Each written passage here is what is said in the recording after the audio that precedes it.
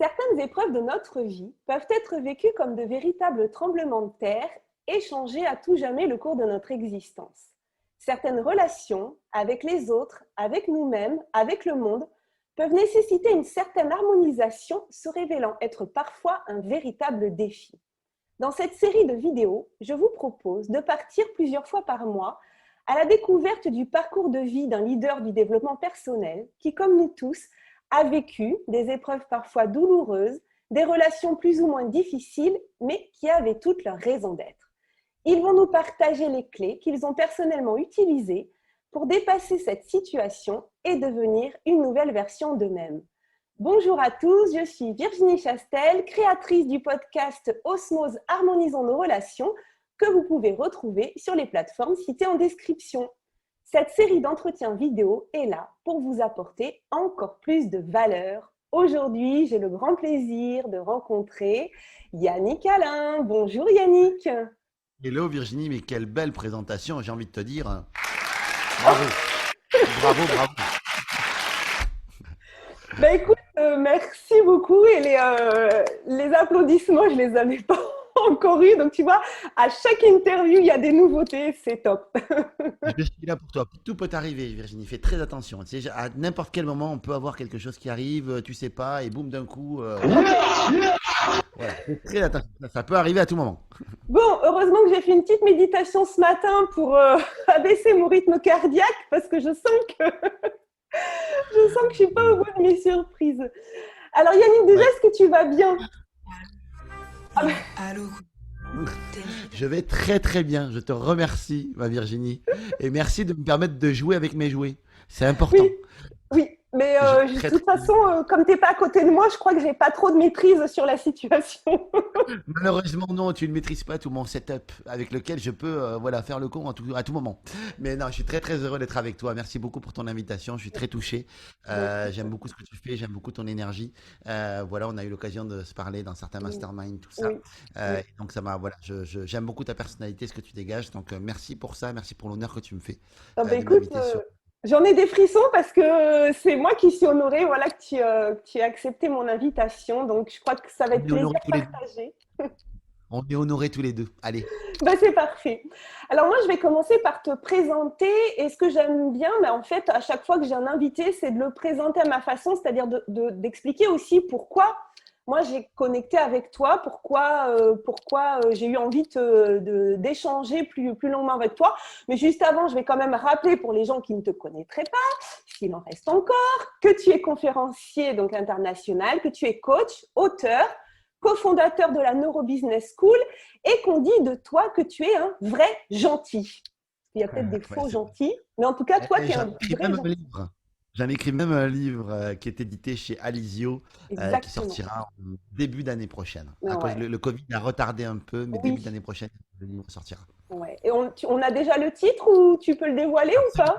Absolument. Absolument. Ça s'appelle Les gentils aussi méritent de réussir. Eh ben voilà, donc je suis bien d'accord que les gentils aussi, effectivement, méritent de réussir et ça va un petit peu, effectivement, des fois à l'encontre, et on va peut-être en parler au cours de cette interview, à l'encontre de schémas qu'on peut avoir sur la gentillesse. Et justement, si je reprends un petit peu le début de ton parcours, c'est qu'effectivement, dans la société actuelle ou dans le monde du travail, la gentillesse, elle n'est pas forcément perçue comme une grande vertu. Et même certains pensent que c'est un handicap autant personnellement que professionnellement. Mais toi, au début de ta carrière de commercial, tu voulais réussir comme tu l'entendais. Et donc, c'était forcément un défi. Et un jour, de ce que tu racontes, c'est qu'on t'a dit, vous êtes un bisounours, Yannick, vous ne réussirez jamais dans le commerce. Et ça, c'est la phrase Ouais. que t'as lancé ton premier patron juste avant de te virer, alors que tu Oui, venais de prendre une décision en accord avec tes valeurs, mais qui avait mis en péril la seule vente que tu avais effectuée. C'est bien ça, hein, je ne trahis pas tes paroles. oui, c'est ça. Ouais, je suis un gars qui apprend la vente, mais j'ai commencé en vendant rien du tout, malheureusement. Ouais, j'ai eu beaucoup de mal en fait à aligner mes valeurs avec le métier. Et quand je suis sorti de l'école, c'était beau, c'était tout neuf, tout était nickel. J'ai postulé à cette entreprise-là, et puis c'était une entreprise qui n'avait que peu ou très peu de considération, même pas du tout, pour et ses commerciaux, et son produit et ses clients. Et donc, du coup, quand on a une entreprise qui n'a pas de valeur, ben voilà, c'est ce qui arrive en fait. Et du coup, le patron, en fait, puisque moi, j'étais tombé chez une dame à qui j'avais vendu un revêtement de façade en utilisant une technique d'entonnoir de vente qu'on connaît bien. Et du coup, la personne, je ne lui ai pas vendu, je l'ai piégée. Et en fait, dans ce piège émotionnel dans lequel je l'avais mise, elle a dit oui. Et du coup, pour moi, c'était pas juste. Donc, du coup, je suis rentré. J'étais content parce que j'avais 1500 ou 2000 euros de com dessus, donc c'était bien. Mais en fait, quand je suis rentré, je me sentais mal. En fait, je me sentais très très mal à l'aise. Et du coup, je suis rentré, je me sentais mal. Et j'ai dit, je n'ai pas dormi de la nuit. J'ai dit non, le lendemain, je dois le ramener à cette dame parce que cette dame était surendettée. Enfin, il y avait beaucoup de choses en tout cas qui me gênaient dans tout ça. Et donc, je suis allé ramener le contrat à la dame. Et mon patron, qui voulait m'accueillir pour ma première vente, m'a accueilli pour me virer, en fait, Pour te finalement. Parce que je lui ai virer. dit. Ouais. Et Et oui, du parce coup, que tu as été viré, fait, enfin, comme un malpropre, en fait, quoi. ah, C'était. mais vraiment, vraiment. C'est-à-dire qu'au début, il est tout joyeux et tout. Bonjour Yannick, bravo, vous êtes le meilleur, vous avez fait une vente, super, merci. Il me dit le contrat, quoi. Et en fait, je lui dis, ben, je n'ai pas le contrat, en fait. Et j'explique que je l'ai ramené à la dame parce que je trouvais que c'était pas juste, que machin, que truc, voilà. Et là, il vrille. Il y a mon chef des ventes. Lui, c'est le grand patron. Il y a mon chef des ventes présent. Il y a mes collègues. Il y a 5-6 personnes dans la salle, quoi. Et en fait, ben, il fait un exemple avec moi. Il me dit, vous allez prendre vos affaires, vous dégagez, quoi. Et vous dégagez. Et voilà. Et puis, bon, de toute façon, il me payait qu'à la com. Donc, j'ai envie de te oui. dire. On s'en foutait un peu.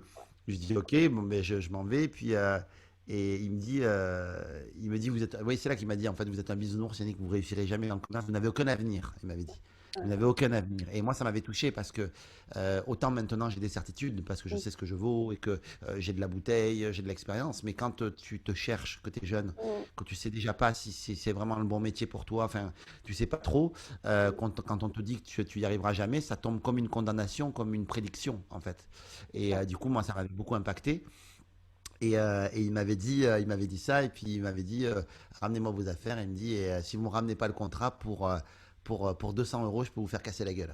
Et, ouais, il Ah était oui, quand même. sympathique. Oui. Ouais, ouais. Et du coup, après, moi, j'étais revenu. En fait, j'avais dit, mais moi, comme on est chez moi, en fait, j'avais dit, comme on est chez moi ici, en fait, moi, pour 0 euros, je peux vous faire enterrer dans un trou. Et ça me coûtera rien. Voilà, donc, ouais, j'étais taquin aussi. Donc, ouais, Ouais. voilà. Donc, on a eu un échange assez vif. Bien que j'étais mort de trouille, Oui. moi. Mais Oui. voilà, ben, en tout cas. Et puis surtout, détruit parce que, en fait, je me suis dit, qu'est-ce que je vais bien pouvoir faire de ma vie?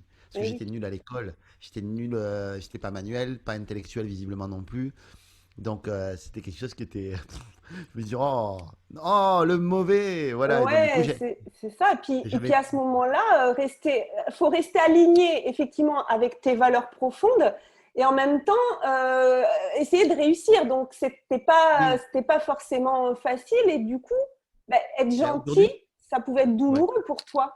Ben, là, en tout cas, ça a été vraiment le cas de me dire, en fait, arrête d'être gentil parce que quand tu es gentil, finalement, c'est pas. Tu veux réussir ou tu veux être gentil? J'étais, tu Ouais. sais, dans cette opposition de la dictature du ou. Oui, Ou tu fais oui, ça, c'est ça. ou tu fais ça. Tu sais, la dictature, c'est le ou le mais, ce sont des mots qui divisent, en fait. Oui, Là où le et est très inclusif. Et donc, je pouvais, et je l'ai compris par la suite, hein, parce que ma carrière a été jonchée par la suite d'expériences qui ont fait que, si j'en suis là où j'en suis aujourd'hui, c'est profondément parce que la gentillesse m'a aidé, mais oui, profondément aussi parce que je suis très ambitieux et que j'ai de grands idéaux. J'ai de grands idéaux pour moi, j'ai de grands idéaux pour le monde. Donc, du coup, j'essaie de changer le monde et aussi d'avoir voilà, un profil de vie qui me va bien, avoir une belle maison, une belle voiture. J'ai envie d'avoir une belle vie, en fait, tout simplement. Est-ce qu'il y a quelque chose de mal à ça? Tu vois, et oui, pendant un temps, je l'ai pensé. oui, Et du coup, bah, il a fallu le temps d'aligner tout ça, de comprendre ce qui se passait en moi par rapport à ça, et de comprendre que finalement, tout ce que j'avais aujourd'hui, je le devais essentiellement en fait à ma capacité à être gentil, à connecter avec les gens, parce que la gentillesse amène des super pouvoirs. Et ce super pouvoir, il est dans la connexion, il est dans la création de liens, dans ta capacité en fait à comprendre l'autre, dans l'empathie, dans dans ta capacité à être gentil, voilà, tout simplement quoi. Et je crois que en tout cas, il y a quelque chose de très puissant à la gentillesse. Et il y a un vrai pouvoir à la gentillesse. oui, Et en tout exactement. cas, Mais faut y aller. je partage ta vision des choses et toi, en plus, tu l'as vraiment incarné au moment où, effectivement, où tu as décidé eh bien d'emprunter effectivement ce chemin où tu pouvais avoir du fun, garder tes valeurs intactes, réussir en business, ce que tu viens de dire. et que la réussite, c'était aussi s'autoriser à être soi-même. Et pour le coup, ben, quand on est quelqu'un de gentil, pourquoi on devrait passer outre et faire comme les autres si ça ne correspond pas à nos valeurs? En tout cas, toi, ça ne te correspondait pas. Et puis, ben, tu as avancé, hein, tu es devenu manager Ouais. d'équipe, tu as commencé à organiser des grands événements d'inspiration, entrepreneur à succès, voilà. Et puis, grâce à ces valeurs que tu as toujours voulu garder intactes. Et Et moi, je pense, oui, ouais, je pense que ce sont nos valeurs qui nous donnent de la valeur, en fait, en réalité. ouais, Et de rester en accord avec nos valeurs nous apporte de la valeur. Mais quand tu es obscurci et que tu es dans un monde, en fait, dans un très mauvais terreau, dans lequel, en fait, tu as plein de gens qui sont des enfoirés et qui te disent c'est ça le modèle, bah, du coup, tu as tendance à te dire est-ce que je donne mon âme au diable ou est-ce que j'arrête? Moi, il était hors de question que je vende mon âme au diable, donc du coup, bah, c'était dur, j'ai essayé pourtant. J'ai essayé de faire, mais j'ai pas réussi. Donc, ouais, je me suis écrit tellement fort en moi que je pouvais pas. ouais. Donc, je m'étais même résigné à ne me dire, ben, c'est pas grave, je ferai un métier, un métier que j'aime pas, mais c'est pas grave. Voilà.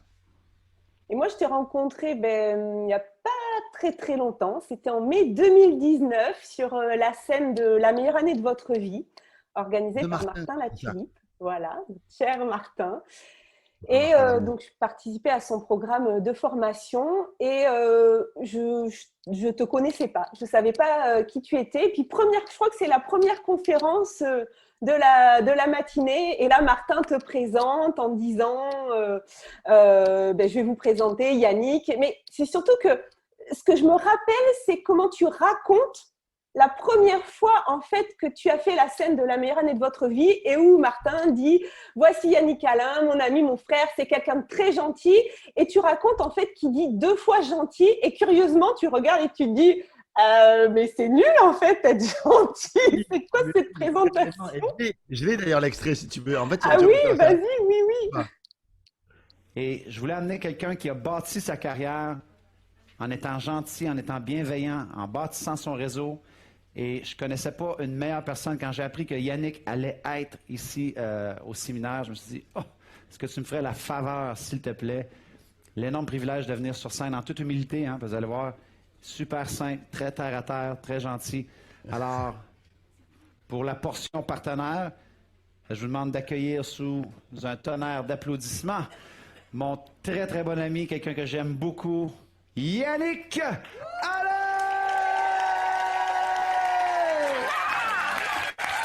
Oh, mon Martin! Ouais, et bizarrement, là, quand je suis dans la pièce à côté, alors, moi, je suis un peu maigri depuis quand même. Et en fait, quand je suis dans la pièce à côté, en fait, hein, je suis dans les loges comme ça, il dit 2 fois gentil. Je dis putain, j'aurais tellement aimé qu'il dise un autre truc. Tu sais, genre, tu sais, il est tellement, c'est le meilleur expert en commerce que je connais, le meilleur réseauteur que je connais, le meilleur tu vois, un truc, c'est vraiment comme ça. Et Oui, puis, c'est pourri gentil. ouais. Et en fait, je me suis intéressé à ça, en fait, à pourquoi. Et en fait, je me suis dit non, c'est pas pourri gentil, au contraire. Ouais, et puis c'est vrai que lors de ta conférence, donc le jour où je t'ai rencontré, donc tu dis qu'il y a effectivement dans la gentillesse, il y a 2 notions. Il y a la notion de positivité, tu es quelqu'un de gentil, c'est cool, tout ça. Et puis il y a la notion de négativité, tu dis, ouais, tante Thérèse, elle est bien gentille, quoi. Donc il y a un peu ce côté un peu négatif de la gentillesse. Des fois, quand on dit à quelqu'un, t'es gentil, la personne, elle ne le prend pas toujours bien. Elle est gentille, Thérèse. Elle est gentille, Thérèse, hein. Ouais, c'est ça, quoi. Mais par contre, quand on est petit, c'est vrai, quand on est petit, on nous impose, c'est ce que tu racontes dans ta conférence, quoi. On nous demande d'être plus gentil avec nos parents, avec les enseignants. Et puis, plus on grandit, en fait, plus, limite, on nous dit, arrête d'être gentil, tu vas te faire Oui, avoir. mais c'est exactement ça. En fait, il se passe ça exactement. Bonjour, Bonjour. bonjour, bonjour, bonjour. Bonjour. Bonjour. Bonjour. Bonjour monsieur. Bonjour, jeune homme. Bonjour. Bonjour. Bonjour. Bonjour. Bonjour. Comment tu t'appelles? Communiquer est un don naturel. Ouais, c'est vraiment, c'était une pub de France Télécom des années 2000, c'est exactement ça Ah qui se oui, passe. C'est-à-dire que ouais, en fait, quand tu es enfant, tu n'as aucun problème à aller vers l'autre. Déjà, tu n'as pas d'ego qui te dit j'ai honte d'aller voir l'autre, qu'est-ce qu'il va dire de moi, qu'est-ce qu'il va penser, qu'est-ce qu'il va tout ça. Et en fait, moi, j'ai une explication là-dessus, c'est que quand tu es enfant, en fait, tu te poses jamais la question de est-ce que tu dois faire pour être aimé. oui, Est-ce que je dois faire quelque chose de bien pour être aimé? Tu sais que tu n'as qu'à être, et puis tu sais que tu es aimé, que tu sais que tes parents t'aiment, que les gens qui te croisent t'aiment. Et puis tu arrives dans la vie, et puis en fait, on te compare. En fait, on oui, t'amène à l'école, on te met des notes, on te compare. Plus on te dit oui, je t'aime, mais si tu fais quelque chose pour moi, étudie à l'école et tu auras un cadeau, étudie à machin. Et du coup, on est dans le ok, finalement, maintenant, être ne suffit plus. Il faut que je fasse aussi. Et je dis ouais, pas que on ne doit pas faire, hein, tu vois, je trouve oui, ça bien, mais en fait, on nous amène dans une illusion ouais, que pour, euh, pour être aimé, il faut faire. Et donc, du coup, on va se mettre toutes sortes de barrières et de dire dans quoi je peux être un peu bon, dans quoi je peux me distinguer et surtout faire pour qu'on m'aime. Et du coup, on arrive dans la comparaison. Tiens, est-ce que j'ai une meilleure note que le collègue? Est-ce que j'arrive à des meilleures études? Est-ce que j'ai la plus belle voiture? Est-ce que j'ai la plus grande maison? Est-ce que j'ai le meilleur poste de cadre, de machin, de trucs? Des fois, sans salaire en plus. Juste être cadre, ouais, en fait, ça suffit. Juste, et puis, et en fait, finalement, on en vient à une espèce malheureusement, d'illusion, de croire que finalement, on doit faire pour être aimé. Et donc, du coup, bah, petit à petit, du coup, ça nous fait que on n'est plus dans ce côté, on amène plus les choses vers le faire que l'être. Et je trouve ça un peu dommage, en fait. C'est certain qu'on perd quelque chose de puissant, me semble-t-il, parce que j'ai pas envie de vivre dans un monde dans lequel la gentillesse est vue comme une faiblesse, oui, dans lequel la gentillesse est moquée, dans lequel la gentillesse est raillée. Je trouve ça tellement dommage, en fait. Je trouve que on mérite pas ça. Et si on est des humains, si on est notre humanité, c'est pas notre capacité à avoir un meilleur salaire. Notre humanité, elle est liée au lien qu'on arrive à créer, au bonheur qu'on arrive à donner autour de soi. Et je trouve qu'aujourd'hui, l'équilibre n'est pas là. Même s'il ne peut pas y avoir que ça, parce que il faut faire des choses aussi, il faut contribuer, je le comprends. Mais je pense qu'il faut aussi équilibrer avec cette notion d'amour, tout simplement, parce que tu sais, la gentillesse, c'est qu'une extension de l'amour, c'est tout. bien sûr. L'empathie, la gentillesse, la générosité, ce sont juste des expressions de l'amour en fait. Et je crois que c'est ce qu'on vient expérimenter finalement Oui. quand on, voilà, en tant qu'humain C'est en une tout cas, me semble-t-il. traduction avec des actes, en fait. C'est-à-dire que finalement, la gentillesse, on peut la remarquer avec des actes. Alors que souvent, on dit, voilà, il n'y a pas de déclaration d'amour, il n'y a que des preuves d'amour, parce qu'il faut que ça passe par une action. Et la gentillesse, pour moi, c'est aussi une mise en action des choses. Tu vois, je le vois un petit peu Et comme puis ça. après, bon, alors cette phrase, je pense qu'elle a été créée, et je suis d'accord hein, que l'amour, c'est aussi des actions. Et c'est des actions, évidemment, tout le temps. Et tu sais, quand j'ai lu les langages de l'amour, tu connais ça? Alors, Les- je les- connais, les- mais je ne l'ai pas lu. Ouais, voilà. Et en fait, bon, moi, je n'ai pas de tête là, mais je trouve intéressant, c'est qu'en fait, on te dit que en amour, en fait, on aime comme on aime être aimé. En fait, et Oui, on a différentes manières d'être aimé et oui, d'apprécier. oui, Et donc, du coup, il y en a, c'est les paroles valorisantes, il y en a, ça va être les attentions, il y en a, ça va être les cadeaux, oui. voilà, il y a plein il y en a, ça va être les mots, il faut qu'on Mm, leur mm. dise qu'on les aime. Et donc, du coup, souvent, si toi t'aimes qu'on te dise qu'on t'aime, tu vas souvent dire que tu aimes à l'autre. Mais Oui, si l'autre, lui, ce qu'il aime, c'est les attentions, il va c'est préférer que ça. lui, il va te dire je t'aime en te préparant le petit déjeuner, Oui, par exemple. oui. Ou en te préparant, tu vois.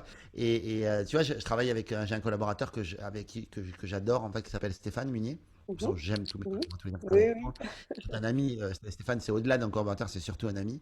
Et en fait, Stéphane, il me dit, lui, c'est un homme parfait. C'est-à-dire que tu vas chez lui, en fait, il fait la cuisine, il est incroyable. Mais il me dit, avec sa femme, ils ne se sont, je crois, jamais dit je t'aime. Ça fait 40 ans qu'ils sont ensemble, un truc comme ça, ou 30 ou 40 ans qu'ils sont Ah, ensemble. ouais.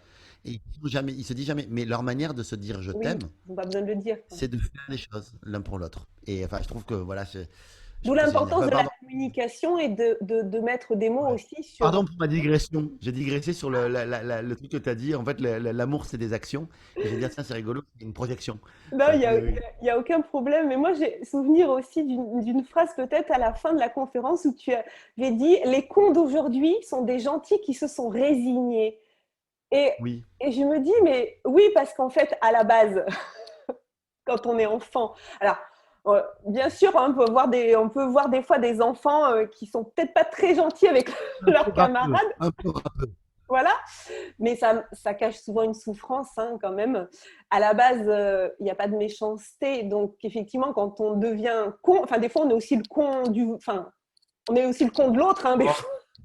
on a notre énergie de connerie qui est à l'intérieur de nous. Je pense tout un chacun en a une. En fait, on travaille cette énergie-là. Je crois, ouais. Moi aussi, bah, je peux être très con, hein, donc, Et du coup, voilà, moi j'ai adoré effectivement ton passage sur scène en ouverture de ce week-end. Et puis après, tu le disais tout à l'heure, on s'est revus au cours d'un mastermind voilà, de la NBS où il y avait mon amie Isabelle Racouchot qui animait le mastermind. Puis à ce moment-là, je t'ai parlé de mes projets, de podcasts, d'entrevues vidéo sur la thématique de l'écologie relationnelle et tu m'as fait de super retours. Tu m'as encouragé effectivement à développer ce qui me tenait à cœur. Et donc, voilà, j'ai lancé cette thématique de l'écologie relationnelle qui, pour moi, si tu veux, j'aime ce terme parce que la qualité de nos relations, en fait, elle est aussi importante que la qualité de l'air qu'on respire. Et donc, cette écologie, c'est comme un écosystème, en fait, qui comprend les relations à soi, les relations aux autres, mais les relations aussi au monde. Et dans les relations au monde ou les relations aux autres, bien, on peut voir chez toi, voilà, une personne accomplie qui semble avoir réussi tout ce qu'elle fait, qui a des relations harmonieuses dans toutes les sphères de sa vie, mais ça n'a certainement pas toujours été le cas. Alors, est-ce que tu voudrais bien nous partager, nous confier, nous parler peut-être de ta relation au monde et des épreuves que tu as dû traverser, certainement, parce que tu ne dois quand même pas être la personne qui a jamais traversé d'épreuves dans ta vie, mais si tu peux nous donner un ou deux exemples d'épreuves que tu as traversées qui font que tu es l'homme que tu es aujourd'hui. bah, il y a plein d'épreuves que j'ai pu traverser. Je dirais que la première, qui est une épreuve, on va dire, d'enfant, en fait, difficile à traverser, c'est que j'ai vécu avec l'absence de mes parents, parce que ma mère était chanteuse professionnelle et que mon père, bah, je vivais pas chez mon père, en fait, je vivais plus chez ma mère, en fait. D'accord. Et comme ma mère n'était jamais là, en fait, finalement, parce qu'elle était dans l'orchestre, mes grands-parents avaient dit à ma mère, c'est pour ça que je parle beaucoup de ma grand-mère souvent, mes grands-parents avaient dit à ma mère, t'inquiète pas, on va s'occuper du petit. Et prends-le, vis tes carrières, nous, on va s'occuper du petit. Et moi, je me sentais profondément seul. Même si on était dans une grande famille, tous les jours, on était 10 15 à table, c'était fou. Aujourd'hui, quand je vois la vie qu'on avait avec mon cousin Pierre, que je vois très peu encore aujourd'hui, je me dis, putain, c'était incroyable d'avoir une vie comme ça, avec tout plein de gens à la maison, mais moi, je me sentais profondément seul. Donc ça, je crois que de manière répétée, je me sentais seul, incompris, euh, pas valorisé, nul à l'école. Donc du coup, c'était en tout cas une épreuve qui était compliquée pour moi à vivre. Du coup, j'ai surdéveloppé, puisque je n'avais pas cet amour que je pense que je devais avoir, tu vois. Je pense que j'ai surdéveloppé ma capacité à connecter aux autres. Tu vois, donc j'ai développé cette capacité de, tu sais, c'était, si on veut pas me donner de l'amour, ben, je vais aller les chercher, tu vois, et donc du coup, je suis allé le chercher. Et mon grand travail de développement personnel a été justement de me détacher de cette dépendance-là, bien que je pense que j'en ai encore des bribes, encore, et tu sais, si je fais le métier que je fais avec autant de visibilité, autant de la conférence et tout ça et tout, tu sais, au fond, je crie aimez-moi, en Eh oui, réalité. Tu vois, c'est sûr. alors, j'essaye de le transformer, tu sais, j'essaie d'être conscient de ça. Je pense que j'en suis conscient. Et donc, du coup, je le travaille. Tu vois, à ma manière, je pense que j'ai quand même fait un bout là-dessus, quand même. Mais au fond, alors, parce que, en fait, finalement, ce traumatisme-là s'est révélé aussi par la suite être ma zone de génie. Eh C'est-à-dire oui. que ce traumatisme-là m'a aidé en fait à développer, si tu préfères, cette empathie vis-à-vis de l'autre, cette écoute, euh, cette capacité à le comprendre, parce que comme je souffrais, quand tu comprends une souffrance et quand tu la comprends en profondeur, cette souffrance-là, je pense que tu es capable d'aller la chercher, de la détecter chez l'autre.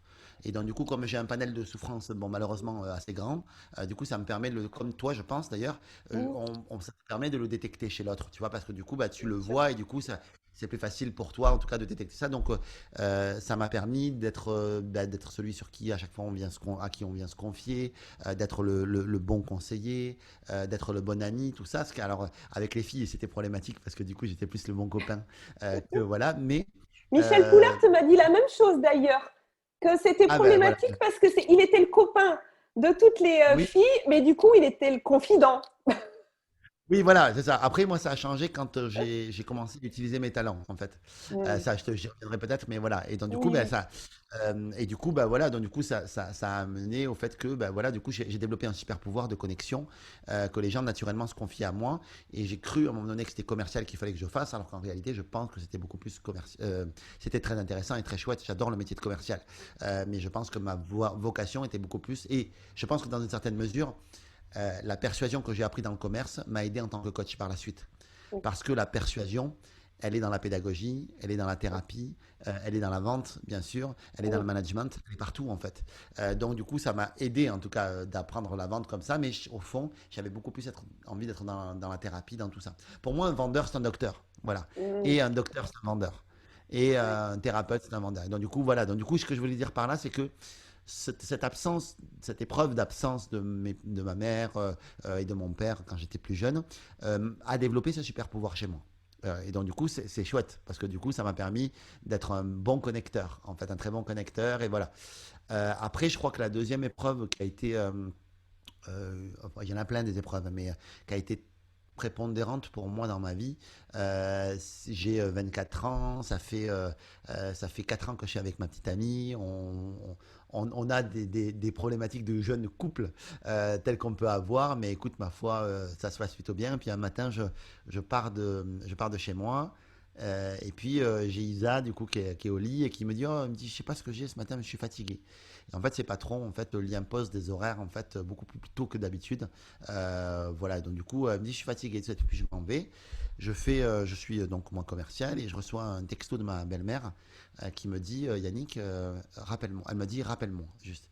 Et je sais que ma belle-mère tu sais à l'époque tu as les téléphones tu dois taper 4 fois sur un 4 fois sur 3 4 fois sur 4 c'est tout. Elle c'est très difficile pour elle de taper un texto. Et je mhm, me dis, si elle m'envoie un texto, c'est qu'il y a quelque chose de grave. Donc je oui, l'appelle en fait entre midi et deux.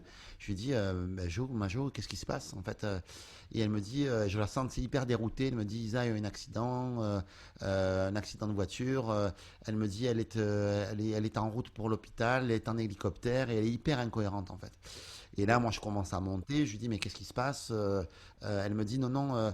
Je lui dis, mais où elle va Elle me dit, à Rangueil, au Purpan. Mais je sais pas, c'est les deux hôpitaux qu'on a à Toulouse. oui, Et je lui dis, mais tu es où là, toi Elle me dit, je suis à Purpan. Je la sens très, très, très déroutée.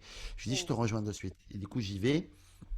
Évidemment, à l'accueil, on ne veut pas me... Alors qu'elle vit avec moi, Isa, mais à l'accueil, en fait, on ne veut pas me laisser monter d'accord, dans les soins intensifs parce que je ne suis pas de la famille. Voilà, et que Isa n'est pas encore arrivée, enfin bref, voilà. Et donc, du coup, je joue de mes relations, en fait, et quoi qu'il en soit, je passais, hein, quoi qu'il en soit, j'allais passer de toute oui, manière. Donc, je les rejoins, et là, le docteur, du coup, arrive et nous dit, elle a donc, du coup, C5, C6, donc qui sont les cervicales, en fait, qui ont été touchées. Donc, elle va être tétraplégique. Et moi, d'accord, de cette époque-là, je ne sais pas ce que c'est que la tétraplégie. Je connais la paraplégie, mais je ne connais pas la tétraplégie. Je ne sais pas du tout ce que c'est. Et là, du coup, on se regarde avec ses parents, on comprend pas, on est complètement. Elle est entre la vie et la mort. Et du coup, je me renseigne après sur Internet, enfin l'Internet de l'époque qu'on avait, qui était très faible, mais et du coup, je me rends compte de ce que c'est que la tétraplégie. Et donc là, le docteur nous dit, vous savez, là, il faut partir sur un marathon. Je vois des psys et tout ça qui me disent, il faut que vous partiez, jeune homme. C'est-à-dire là, vous devez partir de cette d'accord, situation-là parce que vous avez 24 ans et oui, que là, elle va vivre quelque chose qui va impacter toute sa vie et sa vie ne sera plus jamais la même et donc du coup, vous devez partir. Et les trois psys me disent ça. Et j'ai envie de les insulter, en fait, il faut le savoir, en fait, sur le coup, parce que je dis, il est hors de question que je la laisse tomber et tout ça. Et elle est encore dans le coma parce que j'arrive à voir trois psys parce que ça ne me va pas, en fait, ce qu'ils me disent. bien sûr, Donc en une journée, je vois trois psys, en fait. oui, Et les trois psys, du j'ai appris déni, par la suite. mm, Ouais, ouais, ouais. Et j'ai appris par la suite que les psys font ça dans ce genre de cas pour donner d'accord, des autorisations. Et quelque part, je les ai insultés, je les ai pourris pendant des Mm. années. Et en fait, en réalité, ils font ça pour ton bien. En fait, c'est qu'ils te disent, ils se posent quelque part. Les trois ont eu le même réflexe. C'est que je pense qu'il y a eu un pattern là-dessus. Et en tout cas, il y avait Mm. une technique là-dedans. Ouais, ouais. C'est qu'ils te disent, ils doivent te donner l'autorisation parce Mm. que on sait toute la culpabilité qu'il peut y avoir en fait à quitter quelqu'un qui est en fauteuil et tout ça. Ouais. Et donc, bah voilà. Donc du coup, Isa se réveille à ce moment-là. Et puis elle me dit, ils m'ont expliqué, je suis un légume, il faut que tu me quittes. Voilà. Moi, je lui dis hors de question. On discute avec ses parents, tout ça. Et puis bah voilà, du coup, je vis une vie de handicap pendant 12 ans. Donc ça, on est resté 16 ans ensemble avec Isa, D'accord. 4 ans du coup sans le handicap et 12 Mm. ans avec le handicap. Et je crois que ces 12 années aussi avec le handicap auprès d'Isa m'ont aidé profondément aussi à grandir. C'était des très dures épreuves, des très difficiles épreuves, des complications. Enfin voilà, je pourrais écrire un livre sur le handicap, tellement Mm. c'est tellement intense à vivre et c'est tellement, voilà, c'est tellement difficile. Mais en tout cas, en termes d'épreuves, je pense que celle-là a été vraiment une épreuve extrêmement euh, source d'apprentissage pour moi aussi, Mm. euh, source de force aussi, mais évidemment source de souffrance et de difficulté. Voilà, évidemment. Oui, mais oui, et puis le rapport, effectivement, là, il y a le rapport à l'autre, le rapport à soi, comment chacun aussi continue sa vie sans être dépendant l'un de l'autre. Alors après, on peut penser que c'est plus facile pour toi que pour elle, mais en fait, la dépendance, on n'est pas sur les mêmes notions, mais il y a quand même une dépendance, c'est certainement une culpabilité et plein de sentiments qui viennent se mêler. Enfin, Oui, moi je sais qu'on avait dit à Isa, on s'était dit quand elle a eu l'accident qu'elle pouvait pas parler, elle avait une trachéotomie en fait qui faisait d'accord. elle respirait pas sous respirateur et donc du coup ben, le son passait pas. Donc je suis obligé de lire sur ses lèvres et en fait elle m'a dit je suis un légume, tout ça machin. Et je lui ai dit écoute, je lui ai dit je te promets que le jour où il y a plus d'amour, je serai plus là. Je lui ai dit mais là tant qu'il y a de l'amour, Oui, je suis avec toi. En fait, voilà. Et, euh, et en fait c'était comme un deal qu'on a passé tous les deux. oui, Et puis c'est la vie faisant, on s'est battu et c'est quelqu'un Isaac qui est il y a beaucoup de gens qui quittent les personnes qui ont un fauteuil roulant, qui sont machin, tout ça et tout. Et je ne critiquerai jamais en fait ces oui, personnes-là, parce que chacun sa vie, chacun son voilà. Et puis des fois, il faut dire que le malade aussi peut être particulièrement difficile avec l'entourage. oui, Il y a une phase au début où, comme ils ne se rendent pas compte de tout, il y a une sorte de déni, pareil, hein, que tu en parlais tout à l'heure, moi j'ai eu un déni, elle a eu un déni aussi, et je crois qu'il y a toujours une part, en tout cas comme ça, qui peut rester. Et au bout d'un moment, quand ça s'installe vraiment, là, quand tu commences à te dire ça va être ma vie, là ça commence à être différent, tu vois. Et Isa a jamais eu ce stade-là, en fait. Elle avait de la tristesse, évidemment, et elle oui, te dira jamais que le fauteuil, c'est mieux avec que sans. Elle te dira jamais que c'était une chance, parce que voilà, même si probablement qu'il y a des effets positifs à ça, c'est quand même de la merde d'être handicapé, c'est chiant. Voilà, et c'est pas tant ce que tu vis avec, enfin, c'est pas tant évidemment que ce que tu vis c'est chiant, c'est comment tu le transformes en fait, qui est important. Mais non, pas c'est chiant pareil quand même. C'est hyper relou quand même, c'est chiant. Mais c'est vrai que ça t'aide à transformer des choses, ça t'aide à grandir, et il y a plein de cadeaux derrière. Mais c'est chiant quand même. Et donc du coup, ben voilà, j'ai appris beaucoup de choses moi au travers du handicap, au travers du monde médical, au travers d'Isa aussi parce que c'est une femme de courage aussi. Elle a écrit un livre, elle était toujours d'humeur égale, elle était très sensible, elle a toujours été très sensible. Mais c'est quelqu'un voilà, de qui on a beaucoup à apprendre en fait.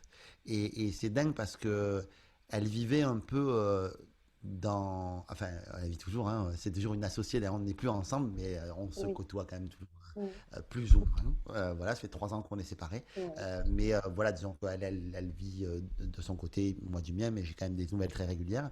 Et c'est quelqu'un auprès de qui on apprend beaucoup dans son attitude, dans comment elle gère tout ça. Et elle vivait un peu dans mon ombre parce que moi, ben, j'ai géré ma carrière, oui, oui, j'étais à fond là-dedans.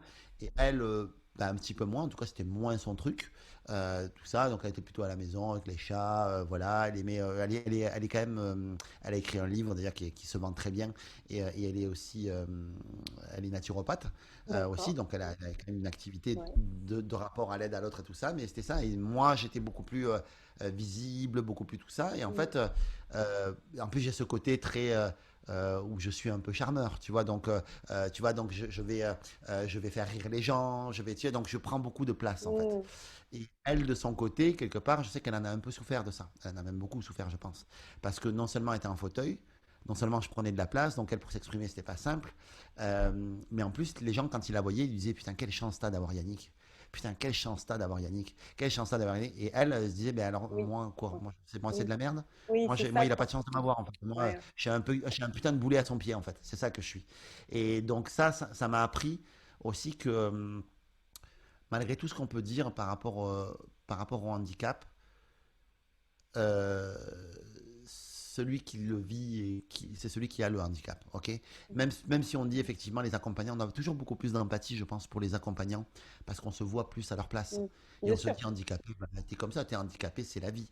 T'es Parce qu'on se handicapé, voit c'est comme plus ça. à leur place aussi, peut-être parce que ça nous ferait trop souffrir de nous imaginer à la place de la personne handicapée. On refuse Oui, ça, on est mais aussi dans le je veux déni. dire, la majorité des gens me disent quoi, moi? À chaque fois que je dis le handicap, je pensais pas qu'on allait parler de handicap, mais bon, Moi non allons-y, on plus. est là. J'imaginais même pas. Tous les gens me disent, moi, je me suicide. Moi, je me tire une balle. Moi, on abrège mes souffrances, mais je veux pas être handicapé. Mais tu ne peux pas faire ça. Déjà, parce que ben, quand tu es handicapé, tu peux peut-être guérir. Déjà, quand tu as un handicap moteur. Quand tu es handicapé, il faut aussi. Et c'est dur ce que je veux dire, mais pouvoir se donner la mort aussi, si tu as envie, en fait. Oui. Tu ne peux pas aussi. Donc, et en fait, en vrai, euh, tu t'accroches toujours à l'espoir. L'espoir, tu vois, en tout cas, moi, j'ai toujours eu ça. Et c'est rigolo parce que j'avais eu une discussion avec Frédéric Lenoir, je ne sais pas si tu connais Oui, ce monsieur, oui, un je l'ai vu en philosophe. conférence à Bordeaux aussi. Ouais. Ouais, voilà. Et en fait, par une intermédiaire d'une relation commune, en fait, on s'est retrouvé en fait à pouvoir à discuter, à échanger avec lui. Et en fait, à un moment donné, j'ai posé une question. Je disais, mais je dis, nous, on nous dit souvent que, on était avec Isa, que on est, en fait, on n'a pas fait notre deuil. Tu sais, le deuil de tout ça et tout, parce qu'on est trop joyeux, on est trop machin. Même le médecin, hein. Les Mmh. médecins eux-mêmes. Et il m'a dit quelque chose que j'ai trouvé très juste, un truc à la Frédéric Lenoir, brillant à souhait, qui m'a dit, mais faire son deuil, c'est pas se résigner. C'est pas parce que t'es pas malheureux et que t'es pas triste de machin truc que tu t'es résigné, que t'as pas fait ton deuil, en fait. En réalité, donc en fait, c'est hyper ok, en fait, ce que vous vivez. Et que la manière dont vous vivez, parce qu'on vivait de manière très dynamique, on voyageait à New York, on faisait plus de choses que des gens valides. Donc Oui. tu as envie de dire, tu sais, on Ouais. était vraiment au taquet, quoi, tu vois. Donc, Ouais. ben voilà, quoi. Et donc, ben ça a vachement résonné en moi. Je me suis dit, putain, mais c'est ça, en fait. Je culpabilisais presque de pas être triste, tu Ah sais. oui. Et elle aussi, tu sais. Je me suis dit, ben non, quoi. Oui. Il y a pas de quoi. Mais Enfin ça, bref, voilà. c'est si on pense au regard des autres. Mais si on pense à soi et la façon dont on veut vivre sa vie, voilà. Ouais, Je vois le j'ai temps qui découvert. tourne et on s'était fixé un horaire parce que je sais que tu es très pris. Est-ce que juste en 30 secondes, tu peux me dire juste par rapport à cette expérience justement de ta vie avec une personne donc en situation de handicap, est-ce que ça a changé ta relation avec les autres? Parce qu'on parlait tout à l'heure d'épreuves et de cadeaux des fois mal emballés. Est-ce que toi, ça a changé ton rapport aux autres? J'ai eu beaucoup de mal à sortir et pousser le fauteuil. Quand j'étais j'allais aux courses, par exemple. Je me rappelle les premiers jours où j'ai pris le fauteuil et je poussais le fauteuil, en fait. Et je voyais le regard des gens sur moi, en fait, et sur nous, en fait. J'ai ressenti quelque chose de très compliqué. Ouais. Euh, Ce que ça a changé chez moi, c'est que je me suis rendu compte que les gens étaient profondément maladroits par rapport au handicap, et que c'était pas grave, que ça faisait partie de la patience que je devais avoir avec les gens et qu'Isa surtout devait avoir avec les gens. Et que les gens ont toujours envie de bien faire mais ne savent pas comment s'y prendre. C'est comme ça. Et donc du coup, ça m'a amené peut-être à plus de compassion vis-à-vis des bourdes que les gens peuvent faire. Des fois, on est en train de se dire putain, mais tu devrais quand même, tu pourrais faire ci, tu pourrais faire ça. Ça m'a aidé, je pense, moi, à être plus tolérant vis-à-vis des gens parce que je me suis dit, bah, ils font ce qu'ils peuvent, les gens. voilà, avec ce qu'ils ont. Ils ressentent des émotions, ils ressentent des choses. Isaac est quelqu'un de très explosif. euh, Par moment, en fait, avait des mots très durs sur les gens. Et moi, je sais que j'avais un peu plus et ce qui est compréhensible Ben hein, en oui, soi. Hein. bien sûr. Il le vit dans sa chair et tout ça. Mais moi, j'étais un peu plus compréhensif par rapport à ça. Et ça m'a aidé à être peut-être plus tolérant vis-à-vis des autres. Ça m'a aidé à être plus tolérant et à comprendre que tant que tu vis pas la situation, tu peux pas forcément la comprendre. Et puis qu'au final, tu essaies de faire au mieux toujours, parce que c'est rare les gens qui m'ont dit, c'est arrivé, hein, mais des gens qui ont critiqué la situation, qui machin. Tu as beaucoup plus affaire à des gens qui ont de l'empathie et qui ont de la compassion par rapport à ça, que des gens qui sont des connards, quoi. Soyons très Mais clairs. oui, Mais les connards sont arrivés quand même. Il y a eu des sujets comme ça. Donc du coup, je me dis, c'est quand même, ça part toujours d'un bon sentiment et d'une bonne intention. bien sûr. Est-ce que Même tu si par aurais... moments c'est même si par Ben moments, oui, pardon, c'est très maladroit. Tu vois, ouais. je me rappelle une fois une caissière qui dit à Isa, et qu'est-ce qui vous est arrivé? Ah oui, Dit, bah, j'ai eu un accident de voiture et tout. Ah, ok. Putain, moi, je pourrais pas vivre. Hein. Elle lui dit ça à elle. ah oui, Elle dit, non, moi, je mais pourrais c'est pas ça. vivre. Je lui dis, putain, bon, tu sais, il y avait de l'empathie derrière. Il y avait, tu vois, mais tu te dis, Oui, putain. ouais, mais c'est vrai qu'il ouais, il y a de l'empathie, mais des fois, certains devraient en avoir un peu, un peu moins. Est-ce que tu aurais Ouais, un moi, dernier moi, message? Excuse-moi, moi, moi, En moi fait, je plus, te je sais pas. coupe parce que je sais que tu as une réunion derrière que tu veux passer. Ils m'en C'est voudront pas grave. pas. C'est pas grave. Non, non, c'est dans 5 minutes. Mais c'est juste que je voulais le temps d'aller aux toilettes. C'est Mais juste ça. oui, mais c'est On a- pour ça, hein. Donc, les amis, c'est pour ça. Vous voyez, je Oui, un presse un peu dernier conseil, Yannick. Je presse un peu Yannick, c'est pas dans mes habitudes de presser mes invités, mais c'est pour son bien. Voilà. Est-ce que tu aurais un D'accord. dernier Merci. message à partager aux personnes qui actuellement vivent peut-être des difficultés relationnelles, alors avec le monde, avec les autres, avec eux-mêmes? Un petit message, là, ce qui te passe par la tête, un petit conseil à donner avant qu'on se quitte. Le conseil que je dirais, c'est si tu as une difficulté relationnelle avec quelqu'un, euh, interroge-toi sur pourquoi ça vient te chercher, pourquoi tu ressens des émotions, pourquoi tu es aussi sursensible sur telle chose et telle chose. Très souvent, la personne est un activateur, mais elle n'est pas la raison en fait. Du pourquoi est-ce que toi tu as un problème relationnel avec ça, pourquoi ça te touche. Et donc, la chose que je pourrais dire aux gens, c'est quand vous ressentez une émotion qui est négative ou quelque chose, c'est de ne pas réagir à chaud, mais juste d'accueillir son émotion, de s'isoler, d'accueillir l'émotion et d'essayer de comprendre et de s'observer. De s'observer, de dire, tiens, pourquoi est-ce que je ressens ça? Pourquoi je me sens mal de ça? Et très souvent, vous allez trouver la raison pourquoi. Si vous êtes honnête avec vous-même. Et plutôt que d'être dans le putain, c'est vraiment un con d'avoir dit ça, c'est plutôt que de dire pourquoi c'est un con d'avoir réagi ça, c'est pourquoi moi je réagis comme ça. Et de comprendre pourquoi. Et d'arrêter de se dire, bah, c'est normal, il m'a dit ça, donc c'est normal que je réagisse. Mm. Essaie de savoir, si tu réagis, si tu as une émotion qui arrive, c'est une alerte. Et c'est important de la trouver à l'intérieur de toi. Pourquoi je réagis comme ça? Et est-ce que c'est cool de réagir tout le temps comme ça? Et plus tu vas t'observer, tu vas essayer de te comprendre, tu vas, on va dire, essayer de trouver la cause du pourquoi, du comment, plus tu vas être en mesure de pouvoir identifier ta problématique et plus tu vas être en mesure de pouvoir la régler. Encore une fois, identifier ne veut pas dire régler, mais à Mm. moitié quand même. Il y a intégrer les choses, il y a déceler et comprendre les choses, et il y a les intégrer, ce qui est de vitesse. Voilà. Combien de gens fument et savent qu'il faut arrêter de fumer? Ils le savent, ils l'ont compris, mais ils l'ont pas intégré encore. Et voilà, il y a d'autres choses encore qu'il faut, voilà, Mais encore une intégrer. fois, harmoniser ses relations avec les autres, c'est toujours harmoniser d'abord ses relations avec soi-même, apprendre à mieux se Oui. connaître pour comprendre nos Ouais. réactions. On a Et parce que plus tu vas apprendre à te connaître et plus tu vas être en mesure de pouvoir réagir vis-à-vis de l'autre.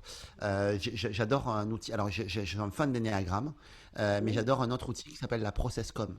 oui, Voilà, et Process Communication qui est enseigné par un monsieur qui s'appelle Clément Bergon, qui est un ami, oui, un frère, un associé et qui est une merveille. Et je vous invite vraiment à faire un stage de ProcessCom avec lui parce que c'est un truc de fou. Et en fait, il y avait quelqu'un qui posait une question à Clément, on faisait le niveau 2 ou niveau 3 je sais plus, récemment, qui disait, oui mais Clément, les autres, ils n'ont pas les outils qu'on a nous pour communiquer avec les autres maintenant. Donc c'est un outil pour apprendre à communiquer mieux avec les gens. Et Clément, il dit, c'est toi qui as le permis, donc c'est à toi d'apprendre à conduire en fait et à conduire avec les autres en fait. Donc des fois les autres, ils vont pas avoir la maturité émotionnelle que vous avez, ils vont pas avoir l'intelligence émotionnelle que vous savez, il faut l'accepter, c'est à vous d'apprendre à conduire avec votre propre outil et à savoir gérer ces gens-là. Et après, eux, s'ils ont envie de le travailler, ils le travailleront, mais à vous d'apprendre à conduire, c'est vous qui êtes le pilote. Voilà, et plus vous apprenez à conduire avec les différences émotionnelles des uns et des autres, et plus vous allez vous en tirer mieux dans la vie, vous allez mieux pouvoir les aider, mieux pouvoir les conseiller et mieux pouvoir vivre tout simplement pour vous aussi. Une super conclusion, une très belle image. Merci beaucoup Yannick de tout ce partage. Merci de ton authenticité, d'avoir partagé avec nous voilà, des épreuves pas simples. Hein. C'est ce que je disais en introduction. Je ne savais pas de quoi on allait parler, mais effectivement, des, des difficultés, des épreuves dans la vie qui font ce que tu es aujourd'hui. Ben, moi, je suis ravie voilà, de voir ce que tu es aujourd'hui, ce que tu peux apporter au monde et l'impact que tu as sur de nombreuses personnes. Si vous ne connaissez pas Yannick, eh ben, maintenant vous le connaissez, donc il faut aller voir un petit peu plus ce qu'il propose et puis on verra ton livre dès qu'il sortira. Moi, en tout cas, je partagerai les Gentil aussi, mérite de informations. réussir. Je compte sur toi pour partager en pré-lancement, pendant le Ah lancement, ben tout oui. ça. Mais en tout cas, je suis très fier de ce livre. Voilà, Non. sache-le. Bah, écoute, et puis c'est une chouette collaboration, il me semble, avec deux autres personnes, Absolument, si je avec ne Jérôme m'abuse. oui, tout à fait. Il y a Jérôme Waro, voilà, qui est pour information, champion du monde de mind mapping Oui. Ouais. et de prise de notes. C'est un truc de fou. Et j'avais demandé à Jérôme de coécrire le livre avec moi pour récupérer ma pensée, la structurer, me trouver des exercices et amener le côté scientifique derrière ce que Mm. moi je ressentais par rapport au livre. Et j'ai demandé également à Delphine Castellani, qui est maître Reiki. Elle est coach en développement personnel. Voilà, c'est une fabuleuse professionnelle d'amener chaque concept beaucoup plus en profondeur. Mm. Et donc, du coup, je leur ai demandé de collaborer en fait sur ce livre-là. Et donc, du coup, ils sont co-auteurs avec moi parce qu'ils ont tellement travaillé dessus. Ils ont tellement donné de leur personne, tous les deux, que je me suis dit, il faut qu'ils soient co-auteurs. C'est pas possible, quoi. Voilà. Et toi, tu as Voilà. vraiment ce talent de trouver des partenaires toujours au top. Et je crois que c'est quelque chose qui te caractérise aussi dans ta relation aux Et autres. C'est que… je ne sais pas si j'ai le talent de trouver les talents, mais en tout cas, j'ai un talent de révéler les talents parce que très Ah souvent, oui. le talent, il est à côté de nous, il est là. Et est-ce que je le trouve ou est-ce que je le révèle? J'ai pas la réponse, Mm. mais je pense que c'est un mix des deux. Je pense que la vérité est un peu au centre, mais je crois que c'est important pour chaque humain qui nous regardait de faire grandir les autres et de faire grandir le monde. Au-delà de vous faire grandir, et Mm. bravo, vous regardez, vous suivez Virginie, je vous soupçonne d'être intelligent. Mais si vous suivez Virginie, c'est que vous êtes évidemment sur la bonne voie de vous travailler vous, mais n'oubliez pas de faire grandir les autres aussi. Parce que plus vous allez faire grandir les autres, et plus les autres vous feront grandir et feront grandir votre entreprise et vos projets. Voilà. Si vous avez aimé cette entrevue, eh bien, n'hésitez pas à cliquer sur le pouce. Si vous pensez qu'elle peut apporter de la valeur à d'autres personnes, bien, sentez-vous libre de la partager. Et pour encore plus de contenu inspirant, on se retrouve sur mon site virginiechastel.fr. Je vous souhaite une très belle journée à tous et surtout, prenez soin de vous. Belle journée à toi Yannick et prends soin de toi. Bisous à Virginie, merci pour tout ma belle. Merci pour Merci tout. à toi. Bisous.